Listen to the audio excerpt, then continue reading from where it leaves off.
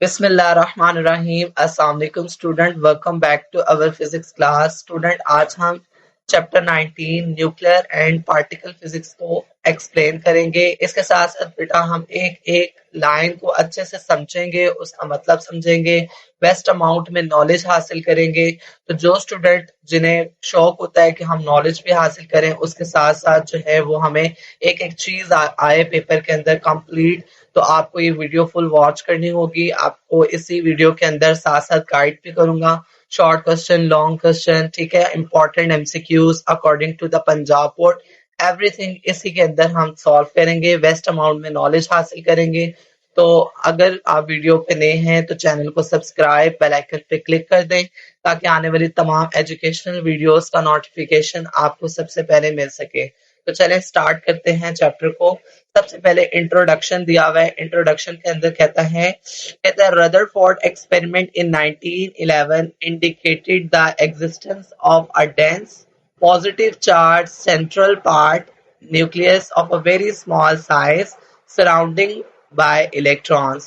Student, यहाँ पे वो कहता है कि जो रदरफोर्ड है उसने जो है वो एक एक्सपेरिमेंट से प्रूव किया था कि एटम के सेंटर में एक बहुत छोटा सा डेंस सा और पॉजिटिव चार्ज होता है। ठीक है, पॉजिटिव चार्ज वाला हिस्सा होता है जिसको हम न्यूक्लियस कहते हैं। ठीक है, और ये कहाँ होता है? ये इलेक्ट्रॉन के अराउंड होता है। ठीक है, इलेक्ट्रॉन है ना, उसके अराउंड। जैसे कि आपके पास एक जो है वो एटम है, और एटम के ये जो बीच वाला हिस्सा है, यहाँ पर पॉजिटिव चार्ज होते हैं। ठीक है, और यहाँ पर उसके अराउंड जो है वो यहाँ पर इलेक्ट्रॉन जो है वो रिवॉल्व कर रहे होते हैं। ठीक है, तो ये आपके पास जो ये डेंस वाला हिस्सा है, इसे हम वो कह रहा है कि इसे हम न्यूक्लियस कहते हैं। फिर आगे कहता है कि Rutherford further suggests the positive charge due to the proton inside the nucleus and also predicted the presence of another particle having no charge। कहते हैं रदरफोर्ड ने कहा कि न्यूक्लियस का पॉजिटिव चार्ज जो है वो प्रोटॉन की वजह से होता है। ठीक है, जो आपके पास जो पॉजिटिव चार्ज है वो किसकी वजह से? प्रोटॉन की वजह से होता है। तो न्यूक्लियस में पॉजिटिव चार्ज डेंस वाले पार्टिकल को प्रोटॉन कहते हैं। ठीक है, यहाँ पर जो डेंस वाला हिस्सा होता है ना, इसको हम प्रोटॉन कहते हैं, जो बीच में होता है न्यूक्लियस के अंदर। ठीक है, तो उसके अलावा कहता है कि रदरफोर्ड ने ये भी प्रिडिक्ट किया कि न्यूक्लियस में एक और पार्टिकल होना चाहिए जिसका चार्ज 0 हो। ठीक है, हैविंग नो चार्ज, उस पर ऐसा पार्टिकल हो जिस पर कोई चार्ज ना हो। ठीक है, तो आगे कहता है कि the prediction came true when the James Chadwick discovered neutron in 1932। तो जेम्स जैकविक ने 1932 में उस पार्टिकल को डिस्कवर कर लिया। तो उस पार्टिकल का मतलब वो पार्टिकल कौन था? उस पार्टिकल को हम न्यूट्रॉन कहते हैं। स्टूडेंट, वो हमारे पास न्यूट्रॉन पार्टिकल होता है जिस पर जो है कोई चार्ज नहीं होता, वो न्यूट्रल होता है। ठीक है, ये आपने एमसीक्यूज के हवाले से याद रखना है। कौन सा पार्टिकल होता है? न्यूट्रॉन। यहाँ बुक पर मेंशन नहीं उसने किया। ठीक है, तो न्यूट्रॉन है, यहाँ मैं साइड पे लिख दिया, आपने ये याद कर लेना है, और ये एमसीक्यूज में वो आपसे पूछ सकता है। नेक्स्ट नीचे ग्राफ में चलें तो इंपॉर्टेंट इंफॉर्मेशन निकालते हैं यहाँ से भी। तो यहाँ पर हमारे पास कहता है the nucleus physics is the study of various aspects of atomic nuclei and subatomic particle। ठीक हो गया। तो इस लाइन में स्टूडेंट वो ये कह रहा है कि हमारे पास जो न्यूक्लियर फिजिक्स है वो अटोमिक न्यूक्लियस और सब अटोमिक पार्टिकल को स्टडी करती है। तो सिंपल फास्ट में न्यूक्लियर फिजिक्स में हम न्यूक्लियस में प्रोटॉन, न्यूट्रॉन और उनके प्रोसेस को स्टडी करते हैं। कहता है we will particular discuss here unstable nuclei giving off radiation, their decay process, nuclear reactions such as fission and fusion benefiting mankind of the release amount of energy। तो यहाँ पर स्टूडेंट इस graph के अंदर वो क्या कह रहे हैं? वो कह रहे हैं कि हमारे पास हम कुछ न्यूक्लियाई स्टेबल नहीं होते ना, तो वो खुद रेडिएशन रिलीज करते हैं, तो उसे हम अनस्टेबल या अनस्टेबल न्यूक्लियाई कहते हैं। ठीक है, तो कहता है कि कुछ न्यूक्लियाई स्टेबल नहीं होते तो वो खुद से रेडिएशन रिलीज करते हैं, तो अनस्टेबल न्यूक्लियाई रेडिएशन निकलते हैं, उसी प्रोसेस को हम रेडियो एक्टिव डिके भी कहते हैं। ठीक है, ये आपने याद रखना है, ये इंपॉर्टेंट पॉइंट है कि वो अनस्टेबल न्यूक्लाई जो कि रेडिएशन खुद से क्या करते हैं, रेडिएशन रिलीज करते हैं, उन्हें हम रेडियो एक्टिव डिके कहते हैं। उस प्रोसेस को रेडियो एक्टिव डिके कहते हैं। कहता है कि हम इस चैप्टर के अंदर न्यूक्लियर रिएक्शन जैसे फिशन और ये फिशन और फ्यूजन दोनों रिएक्शंस को पढ़ेंगे और उसके बेनिफिट्स भी पढ़ेंगे। उसके साथ साथ हम ये भी देखेंगे कि वो किस तरह से best amount of energy release करते हैं। ठीक है, फिर आगे कहता है कि radioactive isotopes of various aspect elements are used in radioactive tracer for medical diagnostic and radiation agriculture scientific research and industry। कहते हैं रेडियो एक्टिव आइसोटॉप्स को मेडिकल डायग्नोस, ठीक है, मेडिकल डायग्नोस में यूज किया जाता है। उसके अलावा ट्रीटमेंट में यूज किया जाता है, एग्रीकल्चर में यूज किया जाता है, साइंटिफिक रिसर्च में यूज किया जाता है, इंडस्ट्री में यूज किया जाता है। ठीक है, तो ये सिंपल ये कह रहा है कि रेडियो एक्टिव सब्सटेंस जो होते हैं वो सिर्फ हार्मफुल नहीं होते, बल्कि प्रॉपर कंट्रोल है उस पर, मेडिसिन पर भी रिसर्च किया जाता है और रिसर्च करने में भी जो है वो हमारे लिए इस्तेमाल शुदा होते हैं, हेल्पफुल होते हैं। ठीक है, तो इस पैराग्राफ के अंदर ये बातें बता रहा है। यहाँ से बहुत सारा नॉलेज है वो इजाफा होता है नॉलेज में भी। फिर यहाँ पर जो बेटा इंट्रोडक्शन होता है ना वो लाजमी पढ़ा करें। इंट्रोडक्शन से बहुत सारी चीजें आपको एमसीक्यूज के लिए मिलती हैं। तो नेक्स्ट ग्राफ देखें तो वो कहता है N atomic nucleus is represented by AZX often is called nuclides. तो यहाँ पर वो आपको क्या कह रहा है, एटम न्यूक्लियस को इस तरह लिखते हैं जैसे मतलब AZX, इस तरह से एटम न्यूक्लियस को लिखते हैं और उसे हम न्यूक्लाइड का नाम देते हैं। न्यूक्लाइड को हम X से डिनोट करते हैं और X का मतलब क्या होता है, केमिकल सिंबल ऑफ एलिमेंट। ऐसा मतलब ये केमिकल सिंबल से मुराद है जैसे हाइड्रोजन हो गया, कार्बन हो गया, ऑक्सीजन हो गया, इसके सिंबल को जैसे HC, ठीक है, कार्बन का क्या होता है, C होता है ना, तो हम C हम यहाँ पर लिखेंगे X की जगह, तो वो इसका क्या हो जाएगा, कार्बन का क्या हो जाएगा, केमिकल सिंबल हो जाएगा। फिर कहता है एटॉमिक और charge number which indicate the number of proton. जो हमारे पास चार्ज नंबर होता है या एटॉमिक नंबर होता है उसे हम Z से लिखते हैं और Z क्या शो करता है, Z ये शो करता है कि कितने नंबर ऑफ प्रोटॉन उस एलिमेंट के अंदर मौजूद है। फिर कहता है standard for mass number which indicate the total number of nucleons like proton और न्यूट्रॉन। सिंपल क्या बता रहा है कि ये हमारे पास जो मैथ नंबर होता है वो स्टूडेंट बताता है कि हमारे पास total number of nucleons, nucleon से मुराद है पॉजिटिव और प्रोटॉन और न्यूट्रॉन, कि हमारे पास किसी जो एलिमेंट है या किसी भी न्यूक्लाइड के अंदर कितने प्रोटॉन और कितने न्यूट्रॉन एग्जिस्ट कर रहे हैं वो हमें कौन बताता है, वो हमें मास नंबर बताता है। ठीक हो गया, कहता है thus we can write the element of hydrogen, carbon and uranium as, तो हम इस तरह से लिखते हैं। देखिए हाइड्रोजन हमारे पास यहाँ पर क्या है, न्यूक्लाइड्स है, और ये 1 हमारे पास क्या ऊपर वाला ये हमारे पास एटॉमिक नंबर है और नीचे वाला क्या है, मास नंबर है। इसी तरह कार्बन को देखें, C हमारे पास क्या है, C हमारे पास केमिकल सिंबल है और ये जो 12 है ये हमारे पास एटॉमिक नंबर है, 6 हमारे पास क्या है, मास नंबर है। ठीक है, तो ये इस तरह से हम लिखते हैं। फिर आगे कहता है the nucleus is very dense with radius of order 10 की पावर -12। ये एमसीक्यूज के लिए बहुत इंपॉर्टेंट है। वो कहता है जो न्यूक्लियस होता है वो बहुत डेंस होता है, बहुत गाढ़ा होता है, तो उसकी जो रेडियस होती है वो 10 की पावर -14 होती है। Surrounding by a cloud of electron giving the atomic radius is 10 की पावर -10 होती है। तो यहाँ पे सिंपल स्टूडेंट वो ये कह रहा है जबकि एटम का रेडियस अप्रोक्सीमेटली जो एटम का रेडियस होता है ना वो 10 की पावर -10 होता है। तो ये दो बातें आपने याद रखनी है कि रेडियस उसका जो है वो 10 की पावर -14 होता है और जो आपके पास ऑर्डर होता है उसका एटम का जो आपका रेडियस होता है, एटम का जो साइज होता है रेडियस का वो 10 की पावर -12 होता है। तो बस यहाँ पर याद रखने वाली बात यह है कि न्यूक्लियस का 10 की पावर -14 होता है और एटम का रेडियस 10 की पावर -10 होता है। ठीक है, तो ये हमारे पास जो था वेस्ट अमाउंट में नॉलेज इसने दिया हुआ था, ये हमने पढ़ा है, इससे भी हमें बहुत कुछ समझ में आया। हमने एमसीक्यूज निकाले हैं इसके अंदर से। नेक्स्ट अगर आप नीचे चले तो अल्हम्दुलिल्लाह पहला टॉपिक स्टार्ट होता है 19.1 जिसका नाम है आपके पास मास इफेक्ट एंड बाइंडिंग एनर्जी। अब इस टॉपिक को स्टूडेंट हम बहुत अच्छे से पढ़ेंगे, एक एक चीज इसमें सीखेंगे कि मास डिफेक्ट क्या होता है और बाइंडिंग एनर्जी क्या होता है। तो इसे स्टार्ट कर लेते हैं। तो स्टूडेंट यहाँ पर पढ़ के देखते हैं, स्टार्ट करते हैं इस टॉपिक को। कहता है the result of experiment on the masses of different nuclei show the masses of the nucleus is always less than the total mass of all protons and neutron making up the nucleus। Student यहाँ पे वो कहता है कि हमारे पास experiment से पता चला कि न्यूक्लियस का एक्चुअल मास और उस न्यूक्लियस में मौजूद तमाम प्रोटॉन और न्यूट्रॉन के मैसेस का टोटल थोड़ा कम होता है।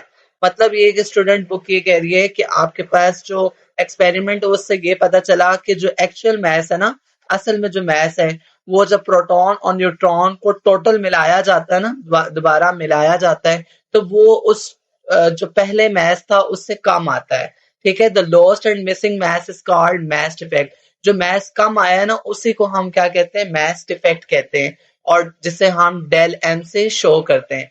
और जो हमारे पास मैस डिफेक्ट है उसका फॉर्मूला है del m is equal to ZMP plus A minus C Mn minus M nucleus. ठीक है, ये इसका फार्मूला है किसका, मैस डिफेक्ट का। अब स्टूडेंट यहाँ पर एक एक करके देख लेते हैं कि ये Z क्या है। बेटा Z आपके पास क्या होता है, नंबर ऑफ प्रोटॉन होता है। MP क्या होता है, ये एक प्रोटॉन का मैस है। ठीक है, प्रोटॉन के मैस को हम MP से शो करते हैं। ए हमारे पास क्या होता है स्टूडेंट, ए माइनस सी। ए माइनस सी क्या है, नंबर ऑफ न्यूट्रॉन्स है। ठीक है, एटॉमिक नंबर को माइनस करते हैं हम मैस नंबर से, तो हमारे पास क्या निकल आता है, नंबर ऑफ न्यूट्रॉन्स निकल आते हैं। और एम एन क्या है, एक न्यूट्रॉन का मैस। ठीक है, एक न्यूट्रॉन के मैस को हम एम एन से शो करते हैं, और माइनस और एम न्यूक्लियस। एम न्यूक्लियस से क्या मुराद है, एक्चुअल न्यूक्लियस का मैस। तो सिंपल हमने यहाँ से क्या सीखा कि मैस डिफेक्ट क्या होता है, कि एक्सपेरिमेंट से पता चला कि हमारे पास न्यूक्लियस का एक्चुअल मैस उस न्यूक्लियस में मौजूद तमाम प्रोटॉन और न्यूट्रॉन के मैसेस को टोटल करने से, टोटल जमा करने के बाद कम होता है। उसी जो मैस कम हुआ है, जो मिसिंग हुआ है मैस, उसी को हम क्या कहते हैं, मैस डिफेक्ट कहते हैं, जिसका हमने फॉर्मूला भी देख लिया। कहते हैं वेयर पी क्या है, मैस ऑफ प्रोटॉन है, फिर एम एन क्या है, मैस ऑफ न्यूट्रॉन है जो मैंने आपको भी बताया, और एम न्यूक्लियस क्या है, इसका मैस ऑफ एंटायर न्यूक्लियस। इसका मतलब क्या है, ये एम न्यूक्लियस का मतलब क्या है आपके पास, एम न्यूक्लियस का मतलब है एक्चुअल न्यूक्लियस का मैस। ठीक है, the missing mass convert into energy. जो मैस जो जाया होता है ना, जो मैस कम हो जाता है, टोटल से कम आता है, जब हम दोनों को ऐड करते हैं तो उससे वो किस में कन्वर्ट हो जाता है, वो एनर्जी में कन्वर्ट हो जाता है। ठीक है, use in the form of nucleus, और वो हम न्यूक्लियस की फॉर्म में इस्तेमाल कर लेते हैं न्यूक्लियस के अंदर। This energy can be calculated by Einstein equation relationship. और जो वो मैस जाया हुआ है, जो एनर्जी में कन्वर्ट हुआ है, वो हम किस से मालूम कर सकते हैं, इस इक्वेशन से, आइंस्टाइन की इक्वेशन से मालूम कर सकते हैं, जो कि है del M is equal to C square. M क्या है बेटा, डेल एम का मतलब है चेंज इन मैस, सी का मतलब है स्पीड ऑफ लाइट। कहता है this energy is potential energy is called binding energy of the nucleus. It is defined as the work done on the nucleus to break into constituents neutron and proton. पहले तो वो कह रहा है कि जो मिसिंग हुआ मैस वो एनर्जी पे कन्वर्ट हो जाता है, और आइंस्टाइन की इक्वेशन हमें ये निकाल कर दे सकती है। ठीक है, फिर कहते हैं ये एनर्जी न्यूक्लियस को बनाने में यूज होती है, और इसी एनर्जी को हम क्या कहते हैं, बाइंडिंग एनर्जी कहते हैं। ठीक है, तो सिंपल स्टूडेंट बाइंडिंग एनर्जी क्या हो गया, आपने याद रखना है, बाइंडिंग एनर्जी वो एनर्जी है जो न्यूक्लियस को उसके इंडिविजुअल प्रोटॉन एंड न्यूट्रॉन में तोड़ने के लिए रिक्वायर्ड होती है। ठीक है, जब हमने किसी न्यूक्लियस को उसके प्रोटॉन और न्यूट्रॉन में ब्रेक करना होगा, तोड़ना होगा, तो जिस एनर्जी की हमें जरूरत होती है that would be binding energy. ठीक हो गया, अब आपको बाइंडिंग एनर्जी समझ आ गई होगी। तो सिंपल आपने जो वर्ड याद रखना है, न्यूक्लियस के प्रोटॉन और न्यूट्रॉन एक दूसरे के साथ स्ट्रांगली बॉन्ड होते हैं, तो इनको अलग करने के लिए एनर्जी देनी पड़ती है, और इसी रिक्वायर्ड एनर्जी को हम बाइंडिंग एनर्जी कहते हैं। तो नेक्स्ट नीचे चलते हैं, कहता है binding energy is considered to be negative value similar to the absolute gravitational potential value taken as zero on the surface of earth. क्या कह रहा है वो, यहाँ पर ये कह रहा है कि बुक कह रही है कि जो बाइंडिंग एनर्जी है वो नेगेटिव कंसीडर किया जाता है। अब क्यों नेगेटिव कंसीडर किया जाता है, इसका कॉन्सेप्ट क्या है? देखिए, जब प्रोटॉन और न्यूट्रॉन मिलकर न्यूक्लियस बनाते हैं तो सिस्टम की एनर्जी कम हो जाती है, ये तो आपको पता चल गया, और पार्टिकल बाउंड स्टेट में आ जाते हैं। तो इनको दोबारा सेपरेट करने के लिए एनर्जी प्रोवाइड करनी पड़ती है। तो इसीलिए बाउंड न्यूक्लियस को पोटेंशियल एनर्जी को नेगेटिव कंसीडर किया जाता है, ठीक है, क्योंकि हम इसे खुद देते हैं, एनर्जी देनी पड़ती है, अगेंस्ट काम करना पड़ता है, ठीक है। तो अ better measure of binding energy per nucleon, इसका क्या मतलब है? वो कहता है, पहले तो आपको ये पता हो कि बाइंडिंग एनर्जी यूजुअली जो है वो पॉजिटिव वैल्यू के साथ भी क्विक किया जाता है इसे, जैसे हमने यहाँ पर फार्मूला उसने लिखा नहीं, मैं आपको फिर भी बता देता हूँ कि जो बाइंडिंग एनर्जी है बी डॉट ई लिखते हैं उसे, ठीक है, और कभी कभी हम उसको जो है वो पॉजिटिव भी शो करते हैं, तो उसे हम इस तरह से लिखते हैं डेल एम सी स्क्वायर, ठीक है। तो जो ये है ना फॉर्मूला, बस हम डेल ई की जगह क्या लिख देते हैं, बी डॉट ई। क्यों? बाइंडिंग एनर्जी है और एनर्जी को हम एनर्जी के बराबर ले सकते हैं, तो ये बन जाएगा B dot E is equal to del M C square, ठीक है। तो यहाँ पर उसने जो बात की है कि a better measure is the building energy per nucleon. Energy per nucleon का क्या मतलब है? बाइंडिंग पर न्यूक्लियन एनर्जी का मतलब है एक न्यूक्लियन को न्यूक्लियस से सेपरेट करने के लिए एवरेज कितनी एनर्जी रिक्वायर्ड होती है, ठीक है, उसको हम क्या कहते हैं, बाइंडिंग एनर्जी पर न्यूक्लियन, ठीक हो गया। तो it can be consider at the average energy needed to separate a nucleus into its individual nucleons, ठीक है। तो यहाँ वो बता रहा है क्या मतलब है, एक न्यूक्लियन को न्यूक्लियस से सेपरेट करने के लिए जो एवरेज एनर्जी चाहिए होती है, ठीक है, जो एवरेज एनर्जी रिक्वायर्ड होती है, जरूरत होती है, उसे हम क्या कहते हैं, बाइंडिंग एनर्जी पर न्यूक्लियन कहते हैं, ठीक है। तो होपफुली आपको क्लियर हो गया होगा। तो नेक्स्ट हम चलते हैं नीचे,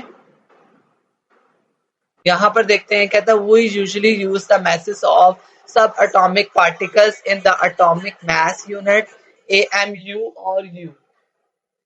तो बस हम मैसेज को सब एटॉमिक पार्टिकल्स में यूजुअली जो उसका यूनिट्स इस्तेमाल करते हैं वो AMU और U करते हैं, which is 1/1/12 of the mass of arounded natural atom of C कार्बन/6, ठीक है, जो कि किसके मैसेज के अनबाउंडेड होता है, 1/1/12 ऑफ द मास, ठीक है।